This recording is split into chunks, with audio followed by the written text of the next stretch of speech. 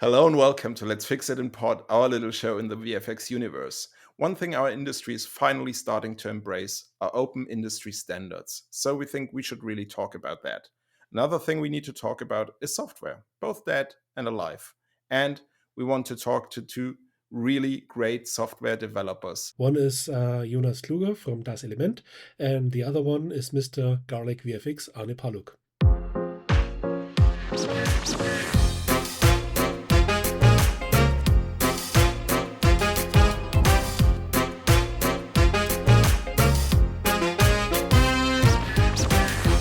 Let's start this episode with sad news. We lost someone from our software family. Modo has been end of life, as it's called, and we're going to talk about that and what that means for all of us and why that happened, besides Foundry not making enough money with it.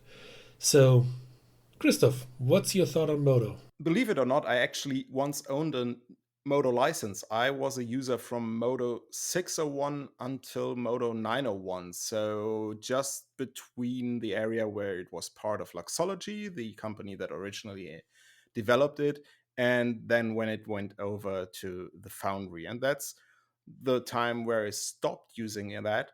But that actually makes me eligible for Foundry's gratuitous 10-year end of life license. So, Bela, will you explain what this is all about? Foundry said that Modo is end of life, will not be developed any further. There is one more version coming out, 17.1, with a couple of fixes and stuff, and that's it. The bug support, the security support will run for about a year-ish until all the subscriptions ran out. And after that, you can't get Modo anymore. But for the people working with the tool, and just as a reminder, Modo is 20 years old, so there are a couple of long-time users and apparently quite a few studios who use it on a large scale. For those, there's a 10-year license, meaning you can get the license for free. And if you ever had one license and activate it and use Modo for another 10 years without support, without any bug fixes, without any development or something. That's just to give you the time you need to learn Blender, let's be honest. And if in case you don't know it and haven't played along with it, you can learn Blender way faster than 10 years, but we know some artists take their time with that. But still, this 10-year limit, don't take that too literal, because there are some caveats and gotchas with that, because what Foundry will not give you, of course, is the source code. And there lies a little problem, at least if you're not working with Modo on Windows, but rather if you're working on Linux or on Mac or on ARM Windows, you might run into the situation that a newer build will of that operating system will not jive with Modo, and you can't recompile that. And also, let's be honest, Foundry will not do that for you after that 1 year period. So, yeah, there is a little bit of an issue. This is going to be a problem. So obviously you can always go with a virtual machine. That is possible, but painful. There is a performance penalty there. That is not fun. Consider that the 17.1 update you just mentioned is especially there to fix some of the performance issue that came along with the 17.0. So jumping from problem to problem to problem. How have you heard that? So that's sad. Modo was a great tool, but never really landed in the Foundryverse. Let's call it that. And anybody want to take any bets? What's gonna happen to the other tools? In your pipeline, when a company decides there's not enough profit for that, or it would be too much effort for an update, that's not gonna be fun. No, no. I mean, I had to think of how Apple dealt with end of lifing Shake way back when, where there was at least an option to purchase a site license, perpetual license, where you actually got the source code along and could recompile or adjust it to your pipeline.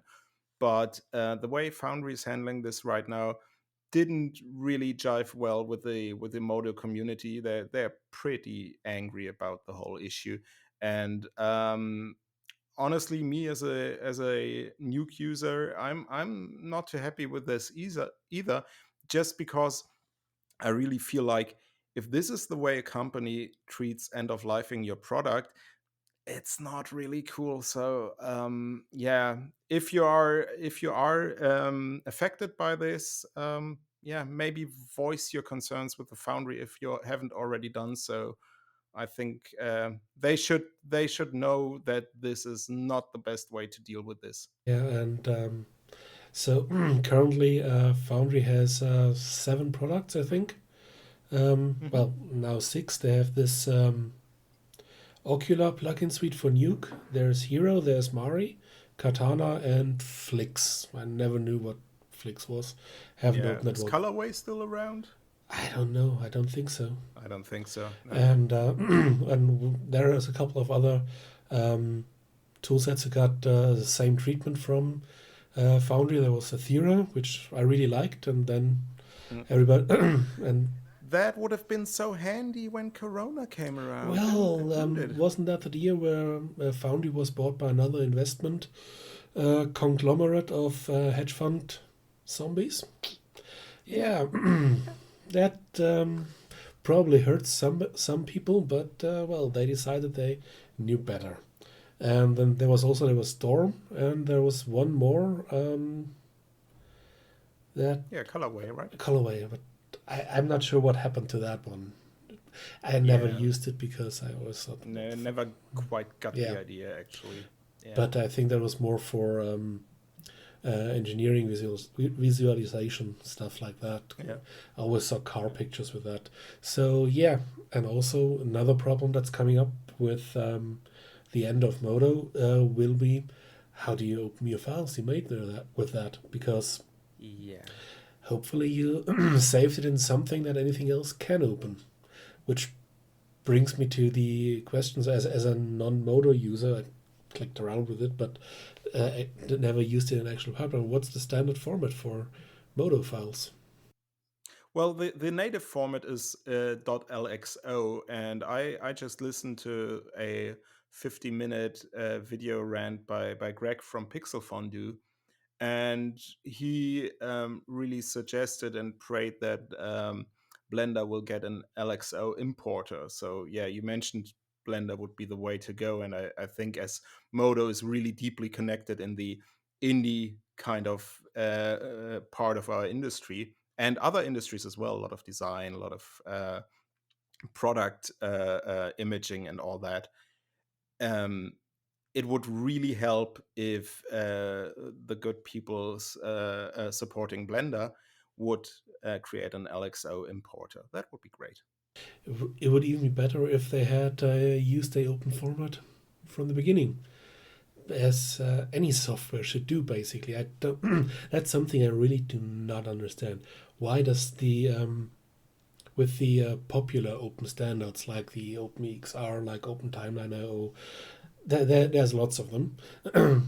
If I were a software company, the software would be that's one thing, and the second thing I'd be doing would, every time an open standard comes around, I would put it in my toolbox that I'm trying to sell for with the highest priority, because the thing is that now that we're in a truly global industry, you're gonna have artists dialing in from everywhere in the world. And if you don't want to have a massive cloud infrastructure with virtual machines and stuff like that, they're gonna work on their software, and you're gonna import this. So why not make sure that your software can import anything open that's out there? Just to play devil's advocate here for a minute, I think there are a couple of reasons why companies are, let's say, reluctant to do so. I think there's a lot more embracing of open standards than there was in the past. So just to put this into perspective, but still, firstly, and we've seen that with a couple of examples in the past. Um, integrating an open standard is not easy. It actually costs a little bit of resource depending on the way your software is built up. It might take actually a lot of resources. So let's take a look what you just said. Modo is 20 years old. Well, so is Nuke, so is Flame, Is so Flame is even the older? base of, yeah, actually it's 30 years old, so you Yeah. got me there, So, right? did you list? They had an anniversary edition 25 years, and that is a couple of years back. So, So dear yeah, listeners, if you want to feel really old, use Flame. yeah, works. You can see that with me. No, but what I was getting at was that if you've got this old code, it's actually in some cases a lot of work to rewrite that. There are also architectural concerns. You can see that again with Flame, for example, the way they integrated OpenEXR. Now, if you're used to working inside of Nuke, which natively supports all these massive channels, you would never think to that this could be an architectural problem, but the way Flame originated, it is designed in a way that it uses just RGB and A. And well, upping your architecture in a way that you don't lose the speed of operating the software is really in some cases a hard task. So those are just two examples on why this might be difficult. That's also something that these sometimes quite big companies. Why don't they have a reasonably well working plugin architecture? I mean, okay, that may be some tiny tool set that one guy made in an afternoon, and let's just use it.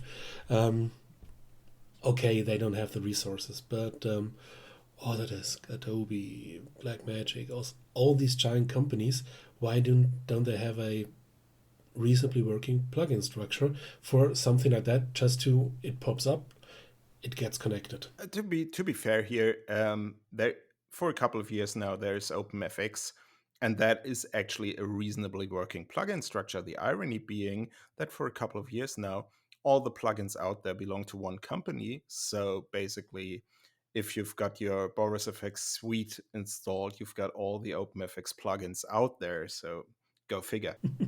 Yeah, and other parts, obviously, integrating something like Material X or something that was developed by a massive company. It's gonna be more difficult than have a new picture standard. Yes, I know, but isn't that what the subscription fee should be paying for? Just a thought. Yeah. But Ask the Moto guys about that. ouch, ouch. I don't know how much was Modo. Oh, I don't know. I got it really cheap way back when. Well, I paid for something. The young guys among you might not know this, but there was this thing called a perpetual license where you actually kind of owned your software. And so funny enough, I'm on the Foundry side, and the button for buying is still there, but it doesn't go anywhere. You can still download. No, you can't download the trial version anymore. yeah, well, that would be kind of ironic having a trial for that software. But then again, you need a license to run that end of life software. I mean, that's honestly, I don't get that. They issue a 10-year license, but if you haven't got that license, by the way, we'll put a link in the show notes. Um, if you haven't got that license, you can't run an end of life software. Seriously? Is this something like corporate politics? So no, every software we issue needs to have a license. There is no such thing as software without license. Yeah, that's also something I really don't understand. Well, some of them were developed for companies in a time where licensing was not a problem because every software developer knew all the companies and have their internal IPs and stuff like that. I've talked to a couple of companies who bought older software and brought them into their packages, and they had hard coded licenses and hard coded IPs for stuff. That happened. But yeah, it's not something where one would think that that should be a problem, but that's gonna be no fun at all. Well, I think another reason why companies are reluctant to implement open standards more into their software has not so much to do with the engineers or designers of said software, but more with people like management. And there's always this fear that really embracing such open standards might reveal too much of the secret sauce that they are using in their software, which, of course, is kind of not an argument and not really there. Let's be honest, when we look at the development of a lot of these tools, they are based either on research tools or on open source tools anyway. So that's a middle management problem, which does not help the thing at all. And but they're very quick to complain that our users aren't using it anymore. They're all going away to Blender and complainy. Yeah, there's a reason people go towards Blender. The past shows that implementing these standards is not always easy. I'll give you this. So look, for example, at AAF, Advanced Authoring Format, and I remember when I used to work on Quantel's Generation Q software, they really advertised in a huge way that archiving would be based on this open AAF format, which then was quite new. But in essence, yeah, the archive had an AAF extension, but was only readable with a Quantum machine for a couple of $100,000. So this was not like a real implementation. They used AAF, but also a lot of proprietary stuff. So it had basically no real effect. And But it was used as a marketing. Yes, as files are open, you can always yeah, access the files, which is yeah, something I don't think many artists these days have on their radar, because every software can die. yeah, Press M for Modo. yeah.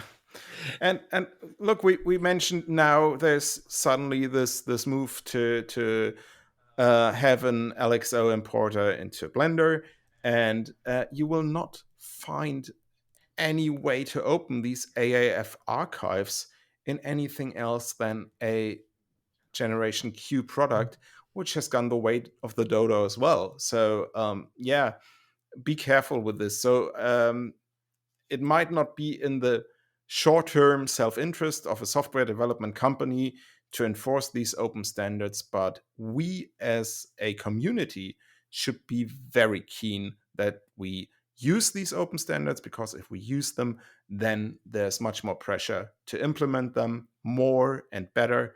And then we all benefit, especially if a software dies at a certain point in time. And as a company, implement them as well, because if you have users who aren't starry-eyed students who still believe in everything, a seasoned VFX professional who's even thinking about giving a software a try will look, what can I get in there, what can I get out of it, in terms of files and pipelines. And if you say, oh well, it's all proprietary and we're the best, we're so very perfect, everybody thinks, yeah, well, it's going to be a black box, it's going to go in and never come out. And if you're talking to a big company, this means immediately you're out of the race completely. Yeah, but honestly, take a look at something like CryptoMats. So those were like really a huge thing for everybody comping CG passes. Finally, we were really able to build our own mats inside of our compositing software. That was a open source tool developed by Psyop in New York, I think, way back when. And for 3 or 4 years, maybe even longer, it's set on their GitHub, available for everybody. It's still there. It's still free as a plugin, but it was so widely adopted that nowadays you'll find a native implementation, of course, in Nuke, but you also find it in Flame, where it wasn't available before at all. You'll also find it inside of Fusion. And I think while third-party plugin, even there are possibilities for After Effects. And let's be honest, what other tools are there out there that would need a cryptomat? Well, Exactly. Natron, yes, but that's a completely different can of worms. It teaches us that wide adoption is the key for such a standard to really work. So if you take a look at other things that were tried to implement, I mean, AAF has been around for a long time, and it is used, but it's not like the industry standard.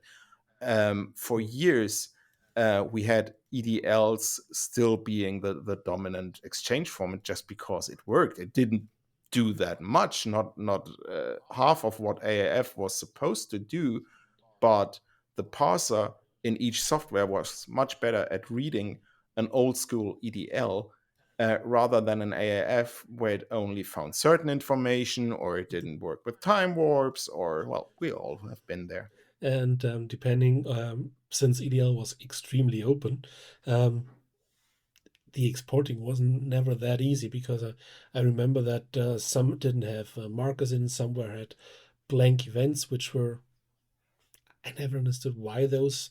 There were tracks and transitions and stuff like that, and also depending on the pipeline of the broadcast house, um, it was very flexible to add your personal stuff from your pipeline. But depending on how cleanly you did that, you had a heap of garbage that shot anybody else's timeline. So this is also something that we have to realize, that the current open standards are much more mature in terms of compatibility, basic minimal functions that are always available, whatever tool you use. And as a company, you can build on top of it, not instead of that, which is something that, in terms of long-term investment, is quite good, because you might not have access to the plugins used, to the transition libraries, whatever, for forever, but you can always Yeah. open it and you can always re-edit it. And that's quite Yeah. important, because some of them were just use once, and if something breaks in there, everything's broken. So we've come a long way. And if you look at, for example, USD, which is getting very robust these days, and if you look at stuff like OpenColor.io, which is also working better and better and better with each new version. And Yes. also another thing, that with these open standards, it's very unlikely they'll become abandonware. Well, the last standard that was really widely adopted in the industry was, I would say, ACES. So I think there's also a little bit of reluctance on the artist side to really embrace these standards. And I know ACES from the get go was not that bad. It was really well implemented in a lot of software. It was also quite robust. There were some growing pains on the software sides, but I would say the bigger growing pains were with the actual artists who, I worked in commercials a lot at that time, were used to working on their Rec 709 graded stuff, and they just started to adapt to a linear workflow inside of Flame because they were forced so by the growing presence of Nuke. But now I have to deal with Aces. But once you really dug your dug your feet into it, you really got a lot of benefit. And once you were converted, you really don't want to go back. So I was like, really, I have to do this in Rec 709 again? I want to work in Aces. And Yeah. by now I find myself converting even Rec 709 stuff to Aces just to be able to work with the same standard each and every time, because then I know my tools work the way I expect them to. Yeah, and when we look at ACES, which is a color management system, which is something that didn't really happen, except on the highest end of productions. And these days, you get uh, a little pushback, because they say, "Oh, it doesn't look like I want to. It has some deficit in this and this and this area." So basically, the complaining about this is personal opinion on the side of some colorists and some people. But let's be honest. How do you know a colorist? You have a perfect system and he complains. But honestly, by now, even in my little army of one setup that I've got here, by now everything is Aces color managed. It's Mm. not that hard once you decide to give yourself a little bit of play around time, check it out, but it works really solid. And that is because this is a really well defined standard by now. And also, what you have to remember, that ACES is not just a standard, a system. It is part of a larger family. There's the color transform language, which integrates well with OpenColor.io, with the upcoming Fizzlight from Weta, with the raw to ACES converter. These open standards we're talking about are big projects. This is not just something that some dude invented. And they connect to all the other projects that are available for professional use. ACES works wonderfully with OpenEXR, with OpenImageAI. It will probably work well with the new OpenAPV, the professional video format Samsung is developing right now, which just started, and I think by the end of the year we're going to have the first test stuff. And it also works with with the other imaging and color tools like PTEX and FFmpeg and things like that. The people developing ACES, for example, know about these tools, and they made sure that they can mesh together in a pipeline without annoying the artist too much, which is one other thing I want to emphasize with these open standards. Coming from a time where every company had their own standard, and this was proprietary, and that's it. As we say in German, eat or die. And this is breaking up, and the first ones were a bit clunky, yes, but the newer ones like OpenEXR and ACES and stuff like that are well defined, and they're developed by companies who regularly work with other companies. So you have robust pipelines on the highest level. As a single artist, do you have to use their transform language and their? No, you can just use the standard in a everyday way and can work in it, and you are able to connect to those giant pipelines if you want to, if you need to, or you can have the benefits of those pipelines with thousands and thousands of man hours of some of the smartest minds of our industry available to you to just do your stuff. I think you made a good point that we as a industry, VFX generally speaking, think of us as the last stop. This is where the product gets finished, but that's not really true, because the content we produce and deliver will then further be worked on, it will be archived, it will be future proofed, and all that things have to be taken into consideration. And that is why it's so important that this is not just defined by a single company as their own Mm. workflow.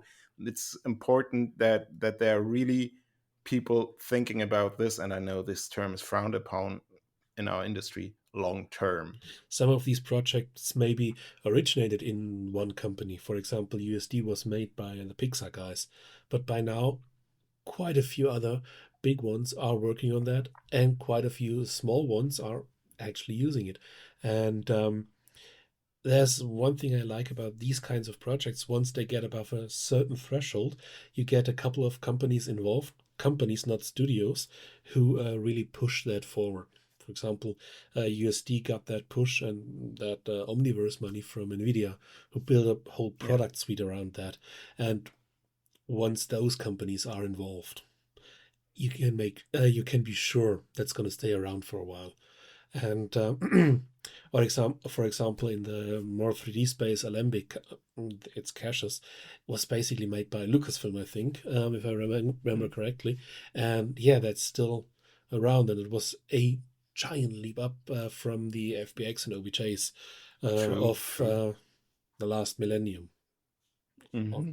And these days, it is becoming Alembic is becoming the um, lowest common denominator, which everything usually can work with these days. So we established that it's not really in the biggest interest of the software vendors to establish these standards. And I think we both can agree that Cryptomats is kind of a happy accident with that being a quasi standard because everybody just loved it. But this is not the normal way how standards get established. So in the case of ACES, that was done by the Motion Picture Academy, but we talked a lot about other standards. So how are those defined, and who has got a vested interest in establishing these standards? These days, this is maintained and brought together by the Academy of Motion Picture Arts and Sciences, basically the sister organization who does the Oscars and stuff. Um, and what they did is they founded a software foundation built on the Linux model.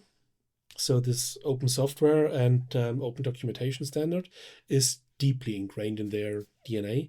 And and if you think that's a couple of people who define willy-nilly, the people defining this stuff are the biggest companies in our field. There's Adobe, AMD, AWS. I'm just reading a list here, so it's alphabetical. There's DNEG, there's Epic, there's DreamWorks, there's Google, Intel. All the others, all the big ones are in there. Nvidia, Samsung, Weta, Disney Animation, everybody, and they decided to give their developers, their technical directors, and their artists some time and some resources to come up with solutions for their problems, which is why most of their things, when they get released, are production ready. They might have some hiccups here and there, but they are production proven. And these days they have a couple of dozen projects on the cooker who will be ready when they're ready. This is not something that has any marketing pressure behind. Oh, we have to release this and this. It's going to be released when it's ready. And that this works, we see by standards they are maintaining, like OpenAsset.io, like OpenXR, Open Timeline.io, ACES. And when they get released into a finished product, there's still going to be development in there. There's still versioning going on. But as a person with not 100 developers on your side, you can trust that it works. And they are basically a meeting point for the big companies wanting to sell stuff, for the big studios wanting to solve their problems they have between themselves. Because remember the last couple of movies you've seen, the when the credits roll, there's very, very, very seldom it's just one studio and they have to work together. And this is the area of problems where this was founded. And what they also do is they manage the licensing so that everybody can use the stuff and do the documentation, and also, which in the terms of ACES is acescentral.com, they do the forums and the educational part. So all of these tools have giant forums, GitHubs, whatever, where you can talk to the actual people developing it.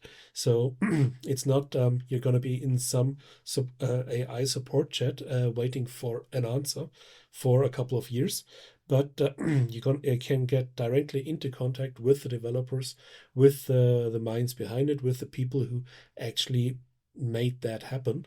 So you can get answers quite quickly. And if you can get them a bug they haven't found yet, they're not going to be grumpy. They're going to thank you because this means the project is developing and maturing. They have a couple of different areas where they're working. There's on one side there's the image and color area where we've got ACES, OpenEXR, and the upcoming OpenAPV, which has just been confirmed as one of their projects. Then they have the asset area, let's call it that, which has OpenAsset.io, has RES, has Alembic, and things in this type of things where it's just how do you get stuff from A to B.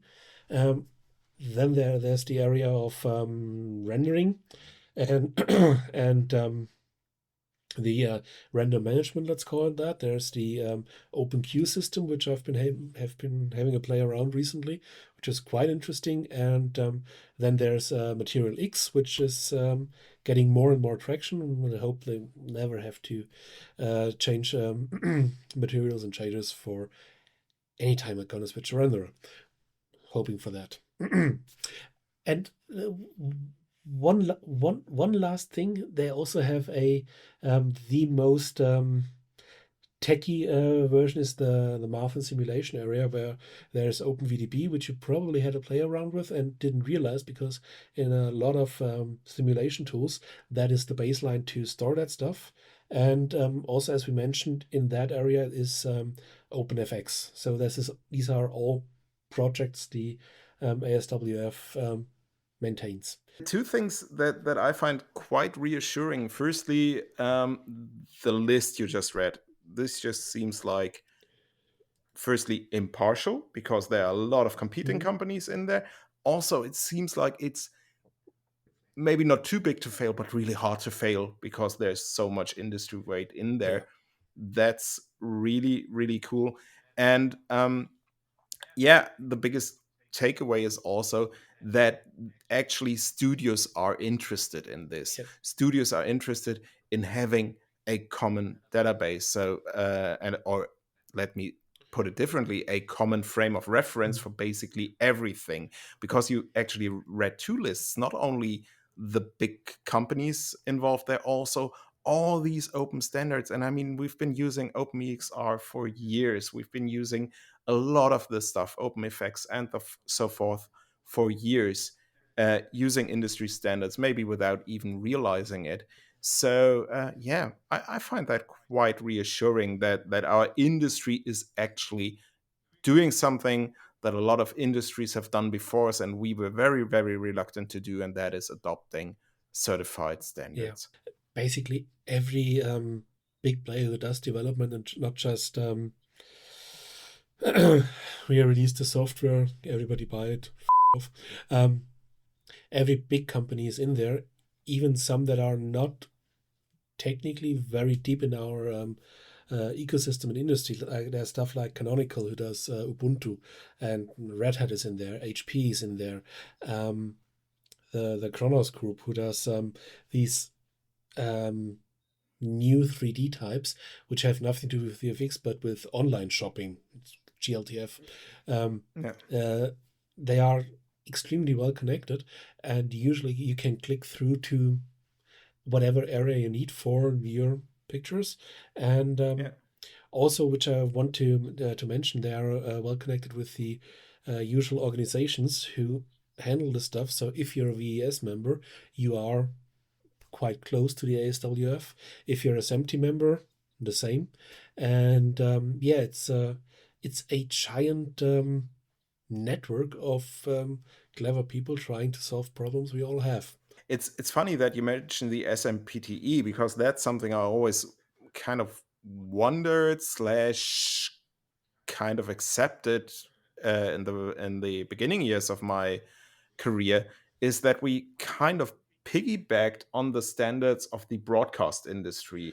Mhm. And the further technology developed, the less and less they were really applicable or worked for us. So, like working on graded Rec 709 standards, or like using formats like EDL or things like that.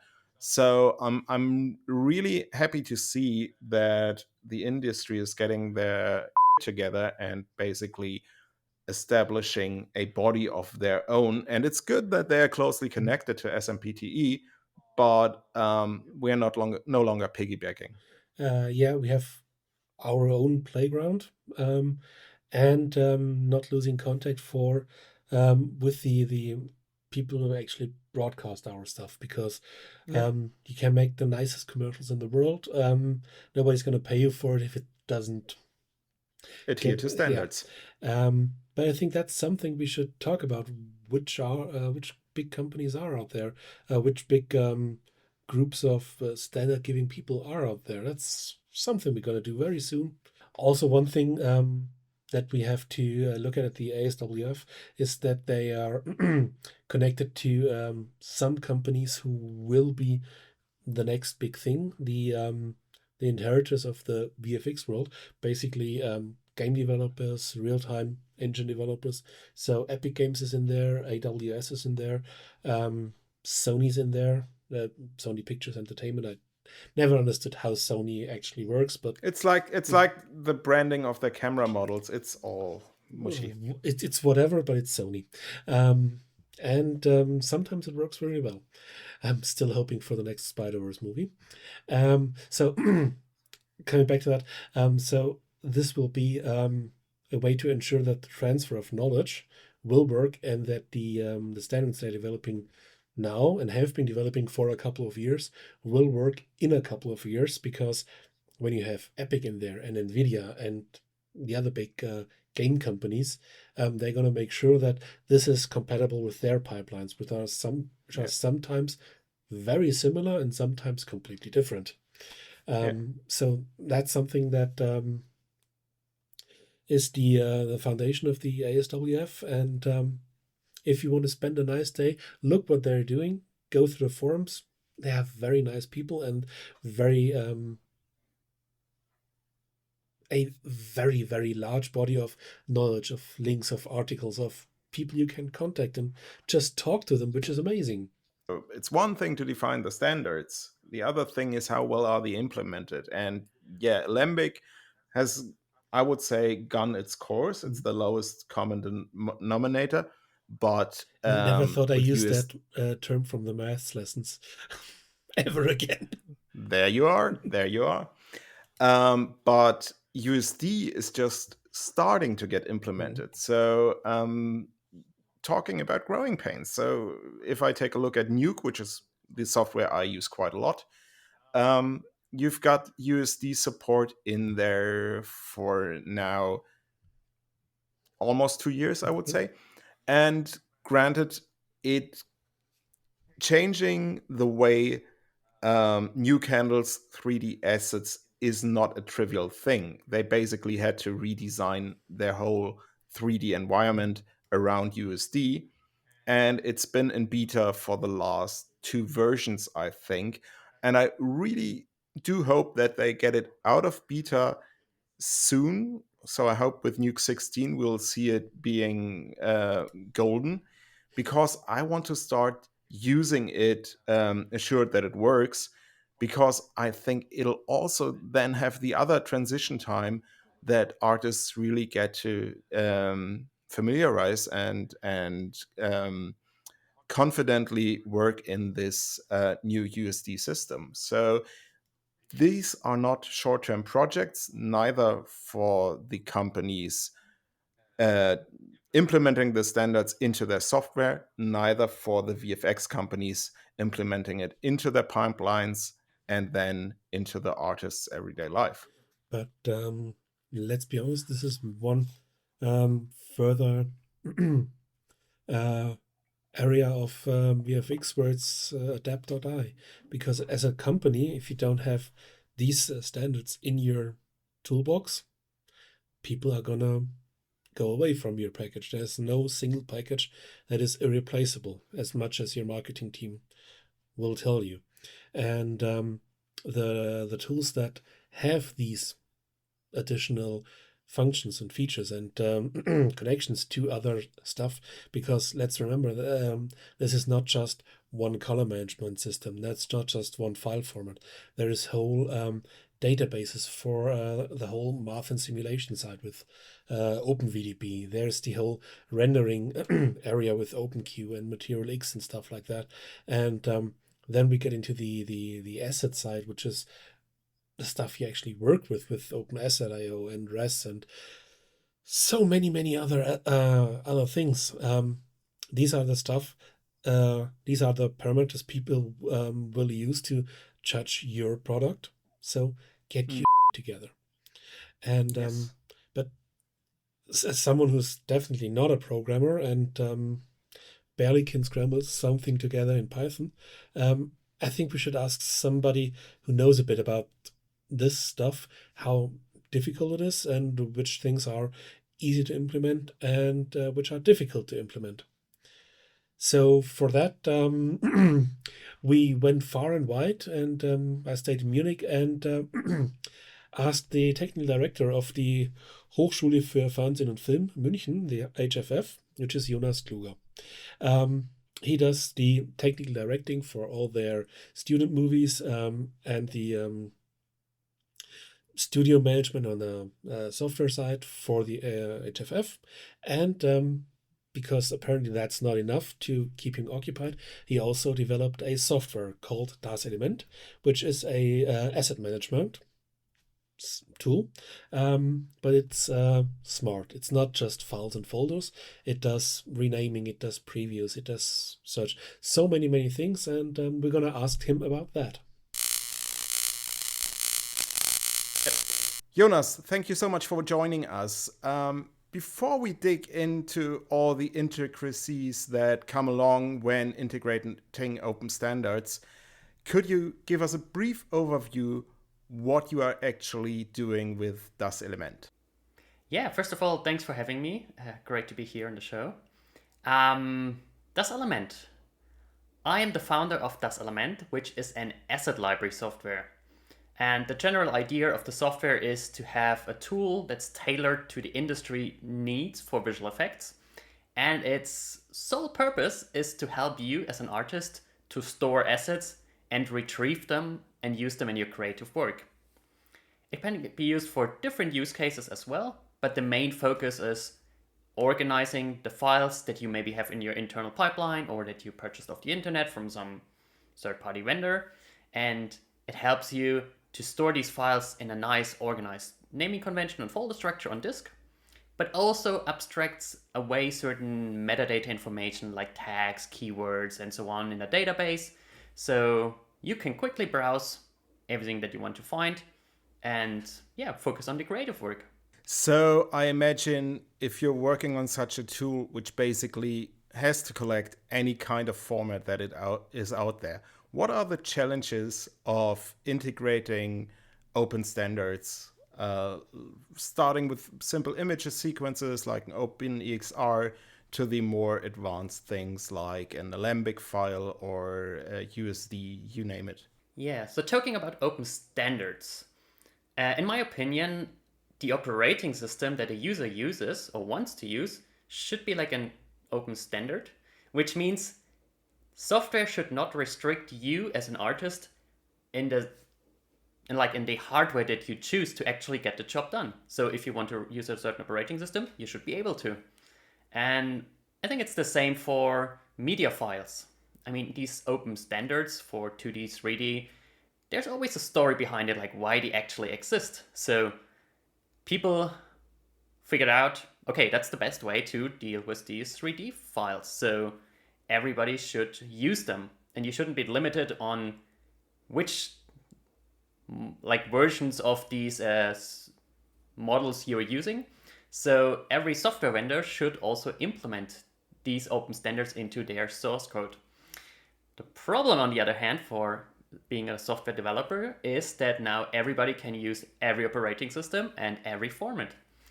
And when an open standard is developed, a lot of smart people come together and pitch in ideas to come up with that open standard in the first place. So if you start implementing, you take the source code from that standard or implement it into your software. And while doing that, and while figuring out all the technical issues that are along the way, other people already developed this open standard further. So there are new iterations, new versions of that standard. So not only do we have to now keep up with the latest changes, but also the stuff where we started out, first figuring out how to implement it into our software and different operating systems and so on. So it's always a challenge of keeping up and staying up to date with all the latest developments. So do you have a special approach when dealing with these requests? So for example, I know the Foundry is very strictly adhering to the VFX reference platform when it comes to the formats they are supporting inside of Nuke. On the other hand, a company like Autodesk, when you take a look at Flame, usually as soon as something is out there, they try to implement it as fast as possible. Now, resources being finite, I reckon you have to take your own unique approach to your user base. You mentioned the VFX reference platform, which is a great source that everybody should stick with working in visual effects and animation, because they every year put out a detailed list of these are the versions for the different packages that you were supposed to use, if possible. Because again, like there are a lot of versions out there for each package. So it's good to have a reference, or like a version that everybody agrees on for a certain year. The challenges now is that studios are often behind that recommendation. For example, the beloved operating system CentOS 7 is end of life. We're now in the year 2024, and mid of 2024 it has been put end of life, which means it's no longer developed. So we should stop using it, right? The problem, a lot of studios out there are still running CentOS 7 in their production environments, and it takes them a long time to upgrade their operating system while maintaining a stable and solid foundation for the infrastructure and the pipelines they are running. So it takes them just a lot of work to upgrade everything to a new version. And that just takes time and a lot of hours to put in to figure out all the technical issues. That's why it's like an in-between mix, like listening to the user base, because they are actually the artists and the people using the tools, while trying to push them forward to be a little bit more future-proof in terms of tools that they want to use. When we compare that with proprietary codecs, how difficult is it to get, for example, something by a company like Adobe, Autodesk, some of their formats? Is that easier to implement? Is there support by them for doing that? Yeah, open standards are great because they're open and you know how they work and there are documentations how to use them. If you talk about proprietary tools and codecs, someone put a lot of money into building these, for example, codecs or the magic behind Photoshop files and so on. So the companies, they want to get something out of it in the end. For example, MP3, it was developed by the Fraunhofer Society, and it's an institute that put in a lot of work in developing that codec for MP3 files. However, they were contracted to do so. So if a company puts out a format, they have some intent of maintaining control, and in the end, it all comes down to making out some money and revenue out of a format. That's why some proprietary formats are not open to everybody to use and contribute to, because the companies have some interest in keeping control, which we often see also in camera raw codecs. Again, a lot of work went into building these, and the companies maybe don't want to open source them in a way, because if everybody could contribute their ideas and pitch in like on how to improve these codecs, it would be too much of a work to maintain them and like just manage what goes into these codecs and what not. And that's what actually the company's doing internally. Yes. Also, I would figure that a company like Ari is somewhat afraid of reverse engineering some algorithms if the standard becomes too open. I'm sure it is, yeah. I mean, there's a lot of intellectual property goes into these formats. On the other hand, we have, for example, Blender, which is like an open source tool, and open source using open standards. However, open doesn't mean it's free. Someone has to pay. Now, in the new Blender versions, a lot of external companies contribute, and they actually hire people. They have like a staff of like 2-3 developers, solely focusing on developing for Blender. But in return, they want to get some benefit out of it, I'm sure. So it's always bridging the gap between putting your work out there, but then get something in return. So, Jonas, you mentioned how much legacy formats and iteration of formats and versions you have to carry along in developing a software. But let's look ahead instead. What are the formats that you see really relevant in the near to midterm future? So I guess one thing that everybody's talking about is using OpenUSD in their tools, pipelines, and so on. It takes time. It takes a lot of time to implement these and to really get them knitted into the different pipelines. For example, some studios, they say that they are using USD when it's actually just like a intermediate packaging format sometimes. So I talked to some studios and they have their internal pipeline where they work with Alembics, FBX, OBJs, and so on. And if they send work to an external vendor or third company, they package everything into a USD file, which again, the other company, they unpackage everything and then use the FBX files for their internal pipeline. So it takes a little more time to really get them implemented and to be like future proof, but it's heading definitely in the right direction. And one of the issues that I've seen is that it's an open standard, but yet every studio and software is having a little bit of different interpretation on how to use these open standards. So now we have different versions of USD in a way.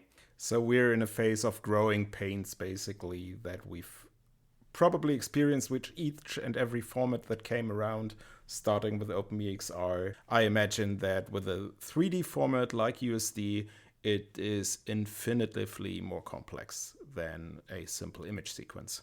Yeah, like 3D is by nature just way harder to deal with than 2D images. One thing I want to point out for the future is the way we interact with software. Because like historically speaking, most of software is quite static in a way. So we know Qt application and Qt front ends. But I'm personally a huge fan of the whole web technology that's out there. So for example, why not interact with the software with a user interface that's built, for example, with JavaScript, React, some more dynamic user interface. So one of the things we're looking into is streaming the content of USD and the USD viewer into a web front end. Because it allows us to run the tool anywhere, basically. Even let producers, coordinators, and all the other members in the team interact with larger USD files. And sometimes you just want to see, hey, is it the right version? Is the back of that asset really modeled, and so on? So streaming and having formats for web like GLTF and GLC, for example, which is like a packaged version of GLZ, which includes all the textures, all the models, animations, and so on. Maybe that's some technology to look into. Well, this sounds certainly exciting, but let's also talk about the other things that you are doing, because you're not only occupied with Das Element, because integrating loads of different formats into an asset management software probably isn't just enough to keep you occupied. So you're also taking care of the visual effects department at the Hochschule für Film und Fernsehen in Munich. So you work a lot with students. So with the constant change of workflows and the way we treat media, how do you introduce somebody who's probably just started shooting their first little trial films on maybe an iPhone or something like that? How do you introduce somebody like that to the professional world of a VFX pipeline? The new generation is great because they bring a lot of positive spirit and they're eager to learn. And I've seen a little bit of a change because now the students coming into the colleges, all they have is like their iPad and like a tablet. So they draw on their iPad. I walked into someone recently, they had like the VR glasses on and just doing sculpting in 3D space. So there's a little bit of a shift, like they are not used to working on the workstation actually when they start out, because you can do everything on a tablet. Which maybe results from starting out and not having that much money to invest into hardware.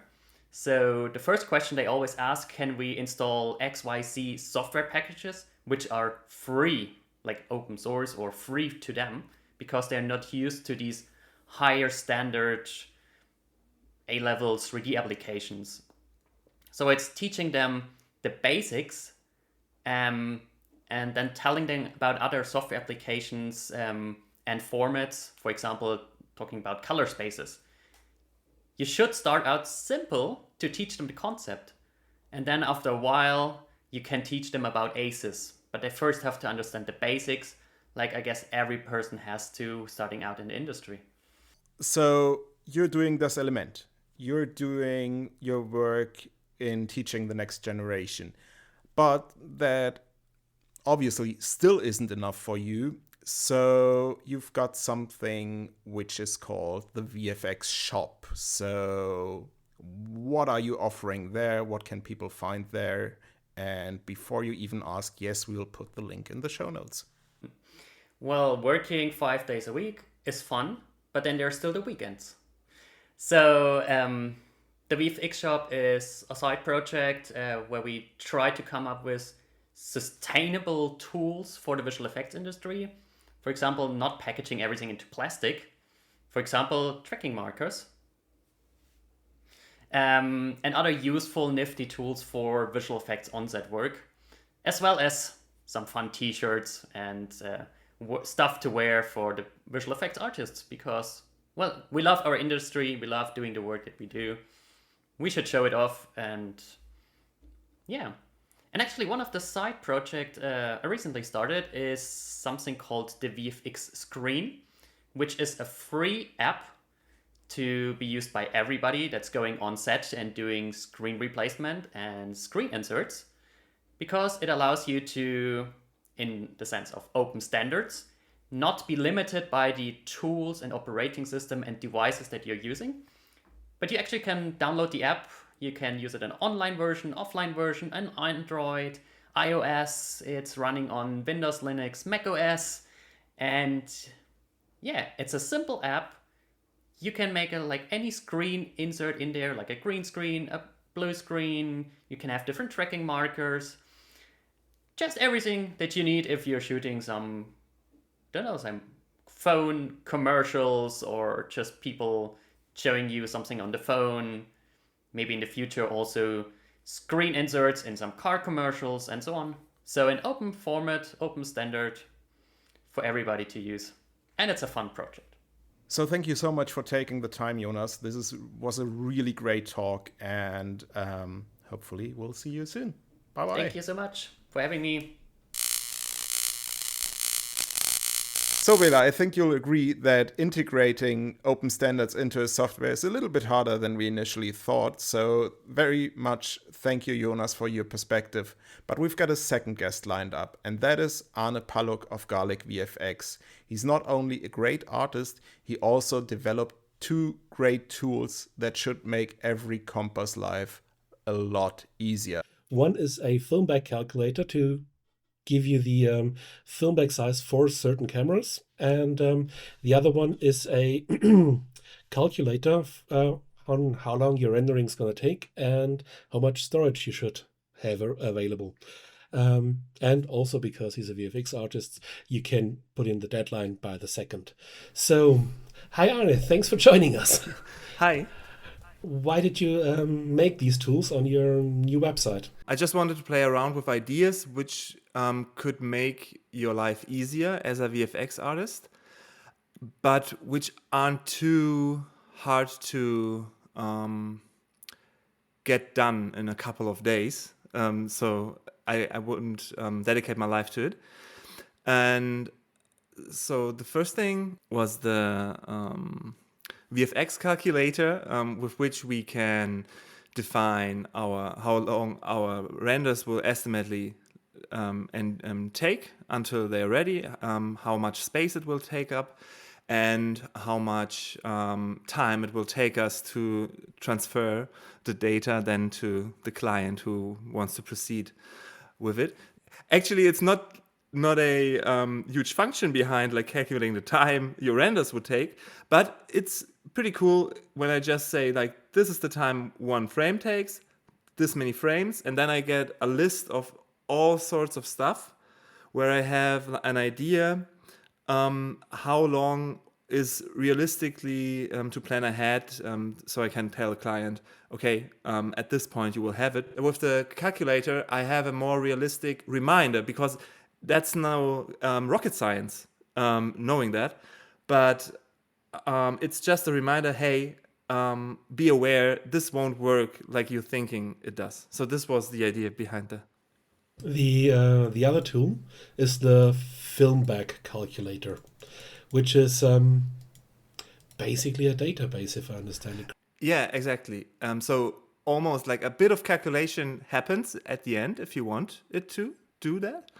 But it's basically a database, and also have to take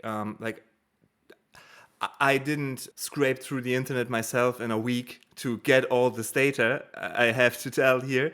Of course, I went to the usual suspects. Ari especially is very open with their with the data, so you get the filmbacks pretty fast there. They have like sheets, but a lot of work was done by the guys or the people who made this.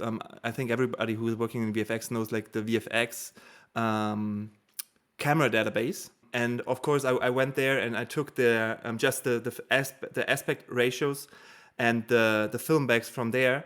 The reason why I thought it would be good to make a tool out of it was because I myself was sometimes overwhelmed just finding my way through this database. Also, which I think is quite difficult, I know that from one of the action cameras, we're not going to say the name, they sometimes had different sensors with the same model, which is something I think the camera database struggles with.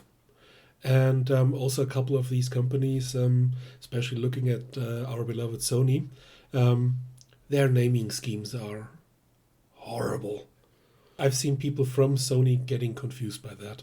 Was it the A7, the A7R, the A7R2S, the A7R2S Mark III?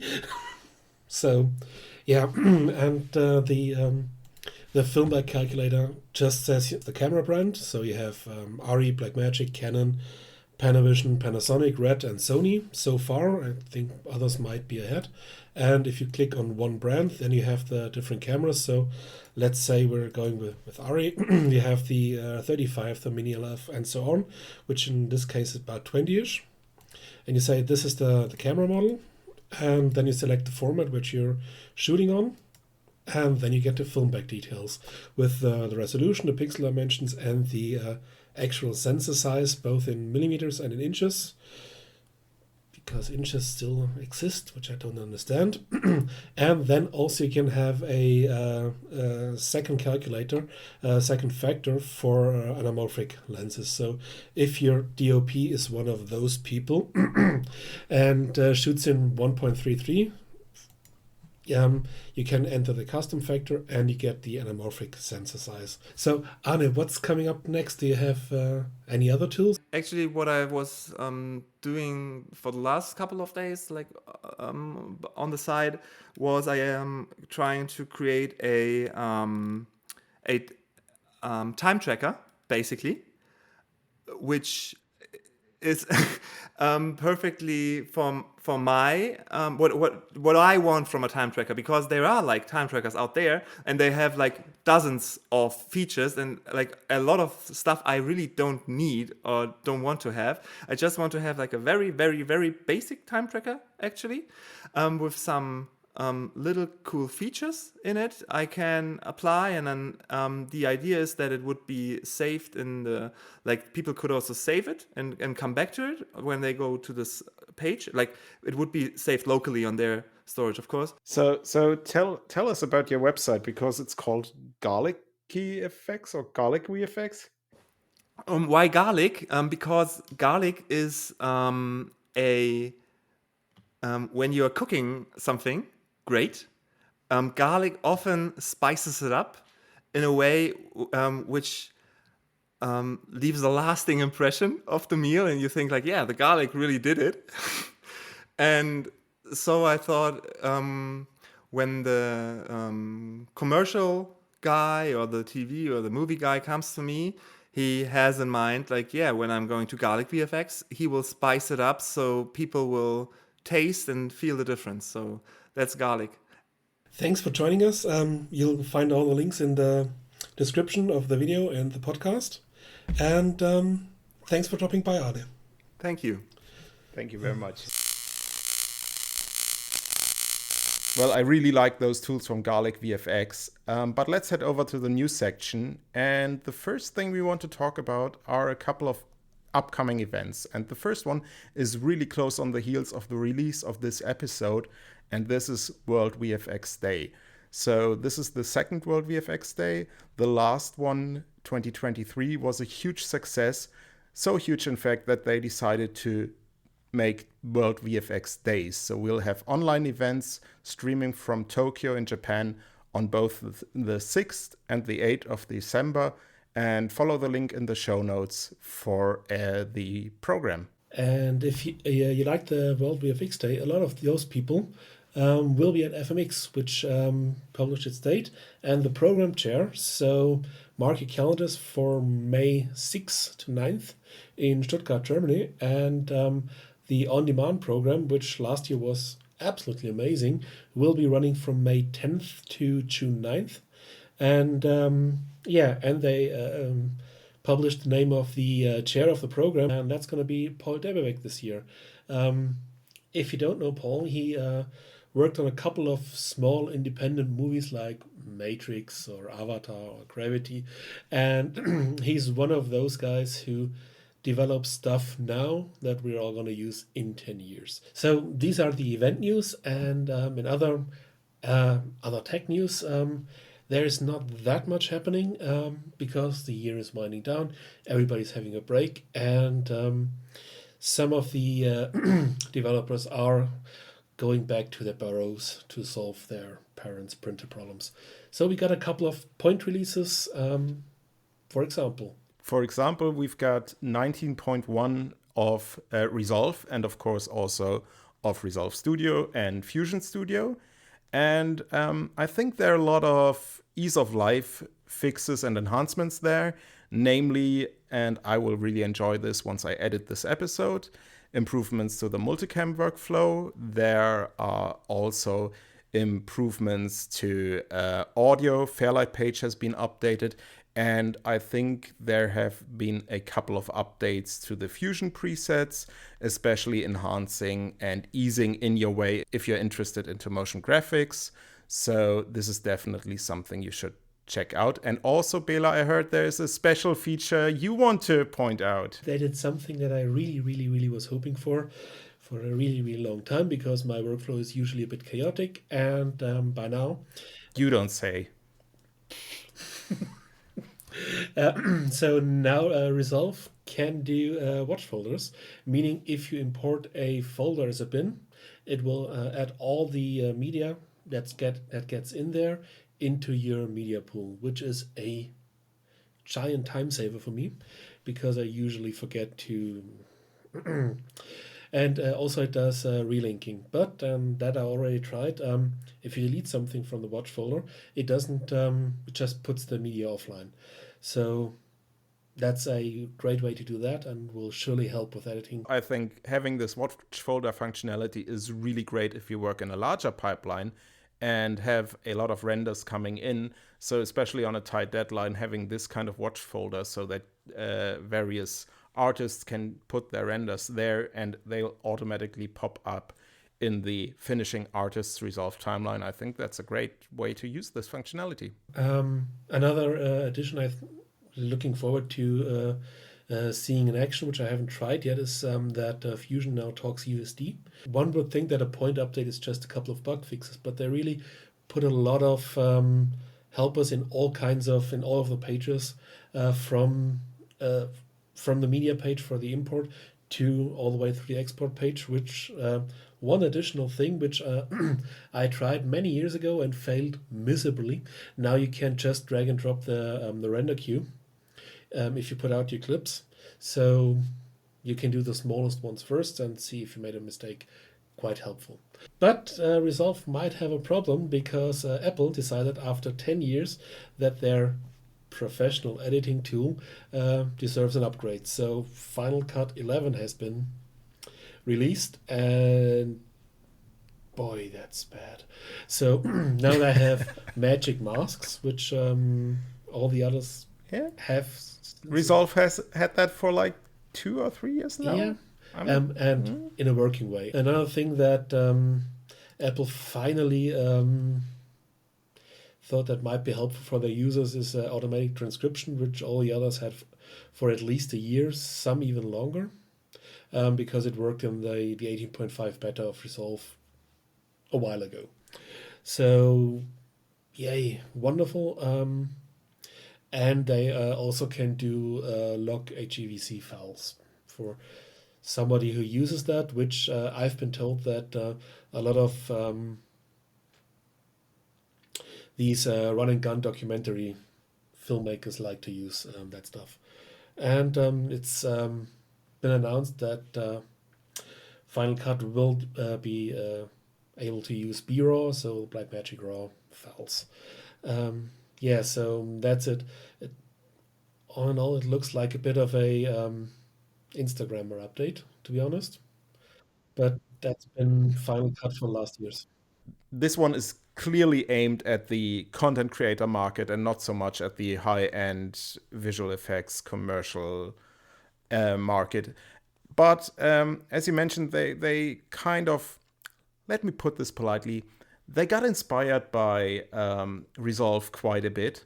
And to put a cherry on that cake, they actually released a Final Cut camera app for the iPhone, which basically is the same thing as the Blackmagic camera app that has been out there now for a year. But also there's one good news, which I think we can all agree on, because about 2 hours before we recorded this episode, Blender 4.3 has been released, and it looks amazing. Just a few things for you to consider, so you have something to do after this podcast. You can listen to all the old episodes if you want to, or you can have a play around with Blender 4.3, which now has a probably quite robust light linking. It has a specialized metallic BSDF node. It has the F82 tint. Amazing tools if you're working with metals and stuff. And there's a couple of industries and hobbyists working with these things called cars, I've been told. There's enhancements to the animation toolkits, which has been has a new auto keyframe mode, which should be quite good if you're doing some repetitive animations there. For example, for 100 characters, and you can do this. There's also an update to the compositor system, which we'll look at quite soon. And the pricing model for Blender is obviously it's free. Download it, play around. So this concludes our show, and we'll take a little break to travel home to our parents and fix their IT problems. And we want to wish you, if you celebrate, a Merry, Merry Christmas and, of course, a happy 2025. And we'll see you then. Bye. Bye.